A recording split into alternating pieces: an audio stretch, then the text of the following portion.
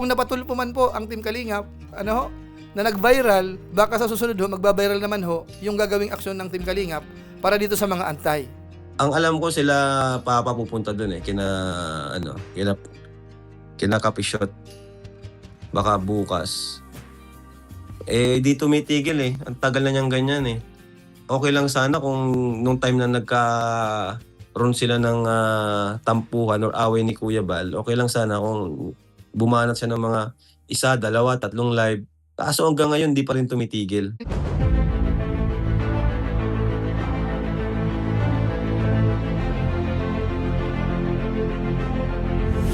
Ayun, shoutout guys, muli po, welcome to my YouTube channel. Ito po si Kuya Julay, ang inyong katugang, ang inyong kalingap na muling buwabati po sa inyo ng magandang araw, magandang gabi.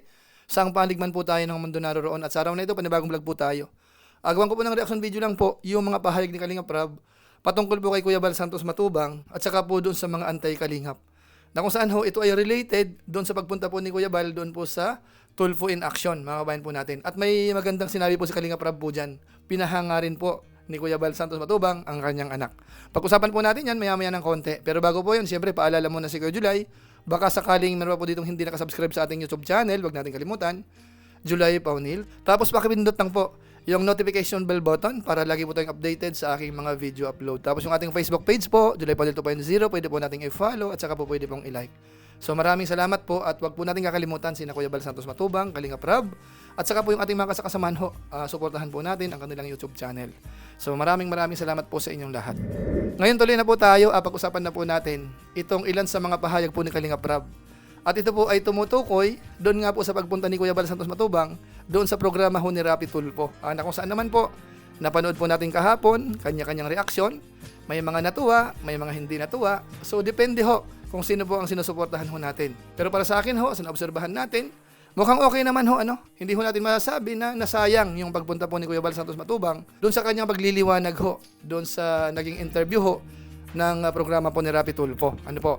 So sa pagkataon pong ito, gusto ko lang pong i-highlight yung patungkol ho sa mga anti-Kalingap dahil nga po sa ating live stream, sabi ho nung marami, baka yung mga anti-Kalingap ay kasama doon sa inireklamo po ni Kuya Bal Santos Matubang. Pero yung ating hula ho, sabi natin, ay hindi kasama. Kaya ho doon po sa naging interview po kahapon, nakita natin na hindi naman ho naka-highlight talaga yon. Kasi nga po, nabanggit ko rin na ibang venue po ang para sa kanila. So sa pagkakataon pong ito, yung bagay na yan ay kinonfirm po yan ni Kalingap Rab. Ano po? Pero bago po natin puntahan muna yon, isingit ko lang po sandali muna yung paghanga po ni Kalingap Rab kay Kuya Bal Santos Matubang doon po sa nasabing interview na yon ng programa po ni Rapi Tulfo. Ito panoorin po natin. Talagang kay Kuya Bal doon. Pinahanga niya ako doon. Kaya kinakabahan nga ako bago mag-start. Sabi ko, Kuya Bal, baka magbiro ka na naman ng kung ano-ano dyan. Yun ang nasa isip ko Kuya Bal. Inaano ko na yan Inaano ko na si Kuya Bal Kumbaga, tawag dyan? Binibriefing ko na. Sabi ko, Kuya Bal, wag ka masyadong dyan seryoso yan. Sabi ko, wag kang ma-high blood. Relax ka lang. Kung tanungin ka, yun lang. No? Tapos yun, okay naman, cool lang naman siya nung time na yun. Kasi nung una kasi medyo na siya sa damdamin niya. Kuya Bal, napaka-humble, grabe. Oo nga bro, grabe nga bro, dun sa natiraid nga talaga nung paghingi niya ng pasensya. Yung tipong pinagsalitaan ka na ng mga kung ano-ano sa comment section, yung reklamo sa'yo, nila tapos yung mga reactor, anti-Kalingap na mga reactor. Dami kasing lahat ng si Kuya Bal yung pinupunterya Kasi syempre, alam niyo kung bakit si Kuya Bal pinupunterya? Yung iba kasing antay, sineseryoso yung mga biro ni Kuya Bal, yung mga Kaya si Kuya Bal ang pinupunterya, si Kuya Bal pinapatulan din sila. Kumbaga, sinasakyan lang din naman sila. So ayan po mga Kalingap, maliwanag yung sinabi po ni Kalingap Rab dyan. Kasi napahanga po doon sa ginawa ni Kuya Bal na paghingi po ng pasensya. 2 beses po yun, kung hindi po natatandaan doon po sa programa, humingi po siya ng pasensya. At yun po ay hinanga ni Kalingap Rab dahil sabi nga po ni Kalingap Rab sa kanyang live kahapon, kung sa kanya yon, hindi niya magagawa yon. Na matapos na magsagutan, nagbabalitaktakan, tapos maya-maya ng konti ay humingi ng sorry si Kuya Bal Santos Matubang. Bagamat po yung sa atin ay hindi na magtataka. Kasi ganoon po si Kuya Bal, masyadong nagbibigay naman konsiderasyon po sa ibang tao. At yung ginawa ho para sa akin naman ay agree ako doon.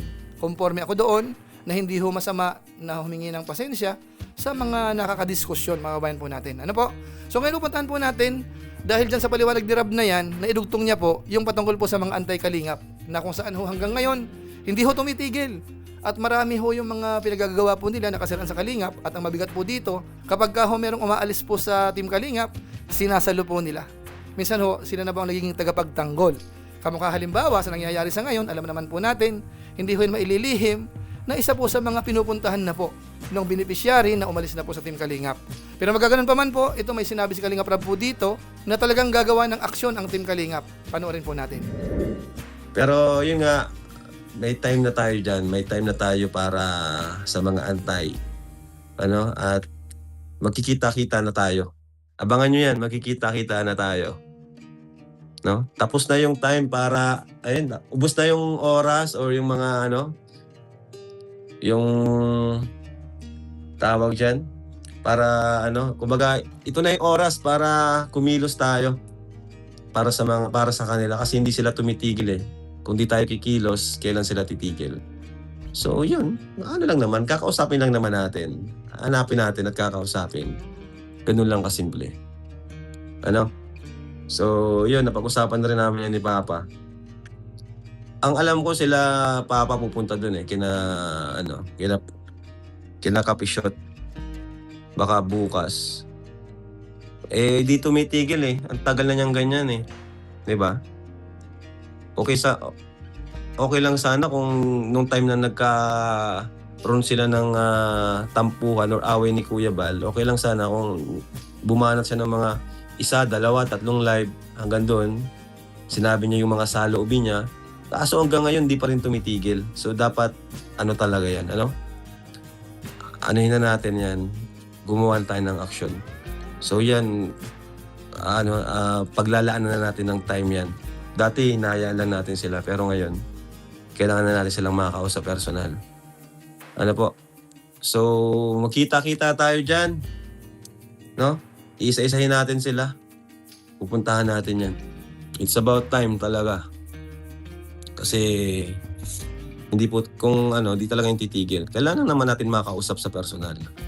Kung bakit gigil na gigil sila sa Kalingap. Kung bakit gigil sila sa atin. Bakit di sila makamove on sa atin. Saka yung mga binitawan nilang salita about sa foundation, nako, ibang usapan na yan. Si Pabi nga ni Papa, okay lang na siya mismo yung yung pangalan niya ang balahurain, pero about sa foundation na na po yan, ibang usapan na po yan. So yan po mga Kalingap, maliwanag po ang sinasabi ni Kalingap Rab. Meron na pong aksyon ang gagawin ang Team Kalingap. Yun nga po, pupuntahan po mismo sa mga lugar ho nila. Kasi po nag-uumpisa yan sa barangay. Alam ba, may sa cyber mo man, sa NBI, kung ano man po, makikipag-coordinate po yan doon sa barangay na nakakasakop ho doon po sa inrireklamo, mga kabayan po natin. At binanggit na po dito na talagang hindi kasi tumitigil.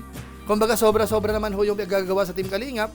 So para magtanda, bigyan ng leksyon, ito po ang aksyon na gagawin po ng Team Kalingap. Kaya isipin po natin, kung napatulpo man po ang Team Kalingap, na nag-viral, baka sa susunod ho, magba-viral naman ho yung gagawing aksyon ng Team Kalingap para dito sa mga antay.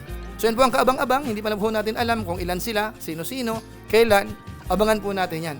Basta ang sinasabi po dito ni Kuya Bal Santos Matubang, ni Kalingap Rab, talagang may action silang gagawin na sa Team Kalingap. Hindi pwede yung puro konsiderasyon, sige lang ng sige, kahit sobrang paninira, hahayaan. So ngayon po, bibigyan na po yan ng leksyon para magtanda po ang lahat. Po? So ilang pa muna siguro ang ating masasabi o kaya reaction video po dito sa mga binanggit po ni Kalingap Rab, patungkol nga po dito sa pagpatulpo ni Kuya Bal Santos Matubang, at saka po yung patungkol naman po sa mga anti-Kalingap na walang humpay ang paninira sa Team Kalingap, mga kabayan po natin. So kung yun naman po itong nagustuhan, ang request lang po ni Kuya Julay, baka naman po pwedeng i-share. So muli, ito po si Kuya Julay, ang inyong katugang, ang inyong Kalingap na pansamantalang nagpapaalam po muna. Kita-kita ulit tayo sa mga susunod ko pang vlog. Maraming salamat sa inyong walang sawang pagsuporta po sa ating YouTube channel. Pagpalain nawa kayo ng Diyos, mabay tayong lahat. God bless. Bye.